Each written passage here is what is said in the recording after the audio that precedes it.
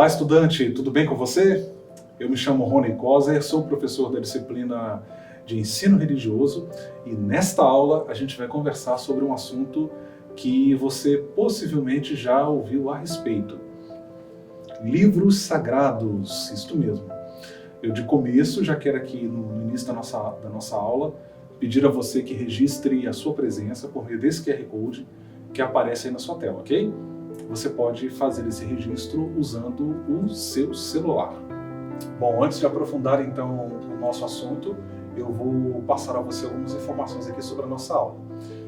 Ela foi pensada e planejada para a educação de jovens e adultos, a EJA, e tem como eixo temático o seguinte assunto: cultura e relações étnico-raciais. O nosso objetivo de aprendizagem consiste do seguinte: explicar o que são a Bíblia Sagrada e o Alcorão, e quais são as religiões que usam esses livros sagrados. Já o objetivo específico, isto é, no caso o objetivo desta aula em particular, é o seguinte: a gente vai descrever para você, eu estarei descrevendo para você o que é a Bíblia Sagrada e o que é o Alcorão, e como esses livros eles são estruturados enquanto literatura, né? E destacar também alguns detalhes desses livros aí para você. Bom, você conhece ou mesmo já ouviu falar a respeito da Bíblia Sagrada e do Alcorão, ou Corão, como preferir? Eu imagino que sim. São dois livros muito importantes, considerados sagrados pelas duas maiores religiões monoteístas do mundo, no caso o cristianismo e o islamismo, respectivamente. E são obras, no caso a Bíblia e o Alcorão, são obras literárias milenares, isto é, elas existem aí elas têm mais de 1 milênio de existência, né? Assim, e caso você não se recorde, uma religião monoteísta é aquela que acredita na existência de um único Deus ou de uma única divindade. Como eu dizia para você, essas duas religiões são as maiores religiões monoteístas do mundo. O cristianismo atualmente, só para você ter uma ideia, ele possui mais de 2,1 bilhões de seguidores no mundo todo. E o islamismo, por sua vez, possui 1,8 bilhão de adeptos no mundo todo. Bom, nós vamos começar então conversando um pouquinho sobre o Alcorão, buscando então entender um pouco sobre ele e como ele é estruturado, como ele é organizado como livro, né? A sua organização, a sua estrutura literária. De partida, é importante eu dizer para você, explicar para você o significado da palavra Alcorão. Na verdade, é basicamente um termo árabe que significa recitação. Os muçulmanos, que são aqueles que praticam o islamismo, eles entendem que o Alcorão é a palavra de Alá, que foi revelada a Muhammad, o profeta, desde a surata da abertura até a surata dos humanos, isto é, abrangendo aí todo o Alcorão do início ao fim. Lembrando também que Muhammad é o profeta Maomé. Muhammad é o nome dele em árabe. Como o Alcorão ele é organizado internamente, isto é, como ele é por dentro, como obra literária. Você sabe que um livro, no caso um livro que não é um livro sagrado, um livro sagrado de uma religião em particular, um livro sobre um tema qualquer, né? Em geral, ele é dividido em capítulos e partes. Do ponto de vista editorial, não existe um padrão definido quanto a isso, ok? Mas existe uma tendência geral, um uso geral que se faz para organizar os livros, como obras literárias. No caso dos livros religiosos, no caso, livros considerados sagrados, acontece de existir uma forma de estruturação que é própria, particular de cada um desses textos sagrados. E acontece também de existir um sistema de referenciação que permite encontrar trechos específicos, tá? Isso é muito interessante, né? Não é diferente aí em relação aos dois livros que estamos estudando nesta aula, o Alcorão e a Bíblia, que são aí os dois textos sagrados, no caso do islamismo e do cristianismo, respectivamente. Esses dois textos possuem também os seus sistemas próprios de referenciação que a gente vai mostrar para você aqui. No caso do Alcorão, como é que se dá esse sistema de referenciação e essa estruturação literária, né? Ele é organizado em 114 capítulos. Esses capítulos são chamados de suras ou suratas. Dentro da fé islâmica, acredita-se que 92 desses capítulos foram revelados ao profeta Maomé na cidade de Meca e os outros 22 na cidade de Medina. Essas 114 suras ou 114 capítulos, como queira, são organizados conforme o seu tamanho, ok? O Alcorão ele começa com a surata de abertura, a Al-Fatiha, e prossegue assim na surata seguinte até o final da obra. Os muçulmanos eles acreditam que o Alcorão é exatamente igual ao que foi revelado a Maomé. A mensagem do Alcorão é dirigida a todos os homens e ajuda as pessoas em questões espirituais, materiais, individuais, também questões coletivas, e auxilia, inclusive, no desenvolvimento da personalidade de cada indivíduo que a ele recorre. Agora eu quero aproveitar e convidar você a dar uma olhada aqui na tela juntamente comigo. Olha que legal, a gente vai ver essa divisão em suratas ou capítulos numa versão em língua portuguesa. Aqui nós temos uma parte do índice do Alcorão, ok? Você consegue visualizar aqui da primeira surata até a 12ª aqui embaixo. Na primeira coluna você tem o número dessas suratas. No caso, a segunda coluna você tem o nome delas em árabe. E na terceira coluna você tem a tradução em língua portuguesa, tá? E eu quero inclusive convidar você a ler comigo a primeira surata, Al-Fatiha, que abre, né, o Alcorão. Inclusive essa palavra árabe, né, significa justamente a abertura, como você pode ver aqui, ó. Primeira surata, Al-Fatiha, significa a abertura. Essa surata tem 7 versículos. Eu quero convidar você para ler comigo. Vamos lá? Vamos ver aqui na tela, olha que legal. Primeira surata, então, Al-Fatiha, primeiro versículo. Em nome de Deus, o clemente, o misericordioso. Segundo versículo, louvado seja Deus, Senhor do universo. Terceiro versículo, clemente, o misericordioso. 4, soberano do dia do juízo. Versículo 5, só a ti adoramos, e só de ti imploramos ajuda. 6, guia-nos à senda reta. 7, à senda dos que agraciaste, não a dos abominados, nem a dos extraviados. Muito legal, né? Bom, agora eu quero conversar com você um pouquinho sobre o outro livro sagrado que nós estamos estudando, que se chama Bíblia Sagrada. Esse livro que é usado no todo, ou partes dele, pelas 3 grandes religiões monoteístas do mundo, o cristianismo, o islamismo e o judaísmo. Eu vou explicar para você como que a Bíblia é organizada enquanto livro, como é a sua estrutura interna, assim como eu fiz em relação ao Alcorão, ok? Essas informações que eu vou compartilhar com você, elas são muito interessantes, porque há muitas pessoas que, de fato, elas não sabem desses detalhes. Isso aqui é curioso, né? Como nós vivemos numa nação majoritariamente cristã, o interesse pela Bíblia é muito grande. E o que é curioso a gente observar, né? Tem pessoas que leem a Bíblia com muita dedicação, com muita devoção, ao longo de toda a sua vida, mas não conhecem, não sabem desses detalhes a respeito da Bíblia, né? Este, inclusive, é um fato curioso, né, no cristianismo. As pessoas leem e amam a Bíblia com devoção sincera, mas em sua maioria elas não sabem o que é a Bíblia, como foi escrita, e desconhecem aí também uma série de detalhes, né, sobre a sua história e sobre a sua formação. Mas, bem, vamos lá, a gente vai considerar isso aqui. A Bíblia Sagrada, ela é organizada em 2 grandes partes, ela tem 2 grandes divisões. Como você pode ver aqui na parte superior, ela tem 2 grandes divisões principais, a saber, o Antigo Testamento e o Novo Testamento, ok? A Bíblia é, na verdade, um conjunto de livros menores que foram reunidos e que formam um livro só, nessa forma final como nós a temos hoje, ok? Mas não era assim na Antiguidade, tá, gente? Esses livros que formam a Bíblia Sagrada, eles vão sendo escritos ao longo do tempo, um longo processo no tempo, que durou praticamente 1000 anos, e até chegar a essa forma final como nós temos hoje e como nós usamos hoje.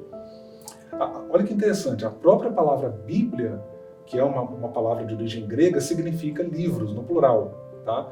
E reflete este fato aí a respeito da Bíblia Sagrada. A Bíblia, ela tem ao todo 66 livros, sendo 39 no Antigo Testamento, nas Bíblias de edição protestante, ok? E 46 para o Antigo Testamento nas Bíblias de edição católica. Novo Testamento, 27 livros, tá? Um total de 27 livros. O que acontece? A gente vai usar uma Bíblia de edição católica, você vai ter ao todo 46 livros no Antigo Testamento. Você vai usar, e 27 no Novo, né? Então você vai ter um total de 73 livros. Os livros do Antigo Testamento, é importante eu mencionar aqui também, eles foram escritos antes de Cristo, ao passo que os livros do Novo Testamento foram escritos no primeiro século da era cristã, já depois do nascimento de Cristo, né? É importante destacar isso aqui. Bom, vamos avançar um pouco mais. Eu devo mencionar que esses livros que formam a Bíblia Sagrada, eles não foram escritos a uma só mão e nem em uma época específica. Você possivelmente ouviu aí, se você frequenta uma igreja evangélica, por exemplo, ou no catecismo lá na igreja católica, você possivelmente ouviu que a Bíblia foi escrita por cerca de 40 autores. Essa é uma informação parcial, na verdade, ela é verdade em parte, porque não foram apenas 40 autores. A gente não sabe precisar a quantidade de pessoas que trabalharam na escrita dos textos bíblicos, né? E ela demora também um período muito longo para ser totalmente escrita, um período aproximado de 1000 anos. Olha, é muito tempo, né? 2 vezes a idade do Brasil. A Bíblia foi escrita por pessoas vivendo em diferentes lugares, diferentes contextos e em diferentes épocas, como também circunstâncias variadas, tá? E este fato a respeito da Bíblia é justamente o que torna ela um livro muito rico, né, que reflete aí diversos aspectos da existência e da condição humana. Esses livros também foram escritos com objetivos diferentes e foram dirigidos a públicos diferentes. Eles empregam gêneros literários diferentes, como poesia, narrativas, temos evangelhos, epístolas, leis e por aí vai, né? Então, são vários gêneros literários e subgêneros que poderíamos falar também. A Bíblia, ela possui também o seu sistema de referenciação, um sistema próprio, que eu quero inclusive convidar você aqui a conhecer. Tá? Imagine, por exemplo, que você quer localizar um trecho bem específico em qualquer livro da Bíblia. Você pega a Bíblia Sagrada lá, dependendo do tamanho da letra, aquele livrão grossão, né? Mas você quer ler um texto em particular, né? Como que você localiza? É por meio desse sistema que você vai conseguir localizar esse texto, tá? Esse sistema ele funciona da seguinte maneira. Você tem uma divisão, a Bíblia é dividida em 2 grandes partes, Antigo e Novo Testamento. Depois, livro. Cada livro é dividido em capítulos e cada capítulo é dividido em versículos. E o versículo também, por sua vez, que é aí a menor unidade, na verdade, ele pode ser também dividido. Então você vai ter livro tal, capítulo tal, versículo tal, parte A, parte B, dependendo até parte C ou D. Tem alguns versículos da Bíblia que são bem grandes, né? Então imagine que você quer localizar aí um texto clássico, mundialmente conhecido, Salmo 23. Eu quero ler o Salmo 23, o Salmo do Pastor. Então, como que você localiza? Você vai lá na sua Bíblia, pega ela, vai no índice da Bíblia e lá você localiza o livro que você quer ler, no caso, onde está o texto que você quer ler. No nosso caso aqui, livro de Salmos. Então você vai localizar lá o livro de Salmos. Uma vez localizado esse livro, resta você localizar o capítulo e o versículo específico que você quer ler. Ok? Bom, não tem mistério, né, gente? Depois dessa dica, eu quero convidar você da sua casa a localizar o Salmo 23 na Bíblia Sagrada. Corre lá, pega um exemplar da Bíblia e quero ver se você acha rapidinho, tá bom? Bom, o que a Bíblia traz em termos de mensagem, né? A mensagem da Bíblia, ela é muito ampla e ela abarca uma série de temas, né? Desde questões bem triviais até assuntos mais teológicos, complexos, são aí abordados pelos seus autores. E nela, mais especificamente no Novo Testamento, está contida a mensagem de Jesus, como também o registro da sua vida e da sua obra. Tá? Os cristãos, sejam católicos, ortodoxos e também os protestantes, como também os judeus, eles têm na Bíblia uma fonte muito rica de ensinamentos para a sua vida. Eles procuram praticar, viver os ensinos contidos na Bíblia Sagrada. Bom, tendo dito isso, agora quero convidar você a uma atividade. Quero convidar você a realizar essa atividade. Vamos lá? Eu vou pedir você para considerar a frase que está ali do lado e depois escolher a opção que a completa corretamente. Essa atividade é importante para você fixar a aprendizagem. Vamos lá?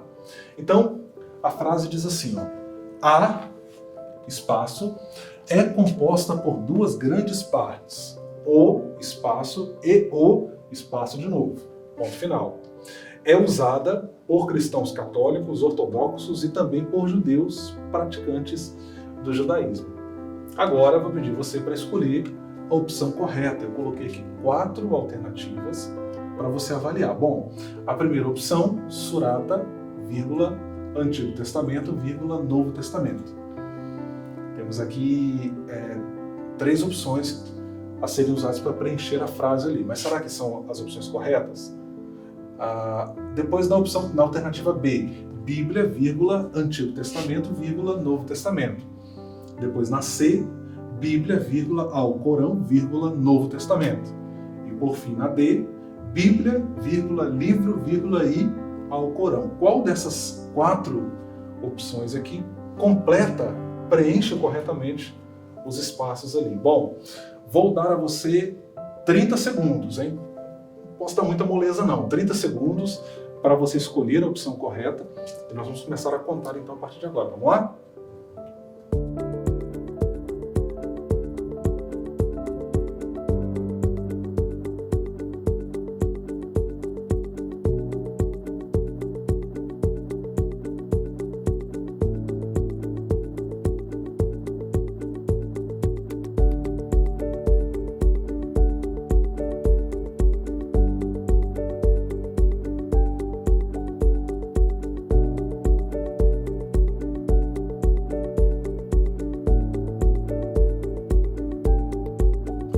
Bom, muito bem. Se você escolheu a opção B, B de bola, você acertou em cheio.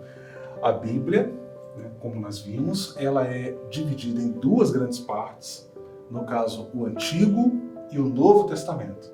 E esses, por sua vez, têm aí os seus respectivos livros.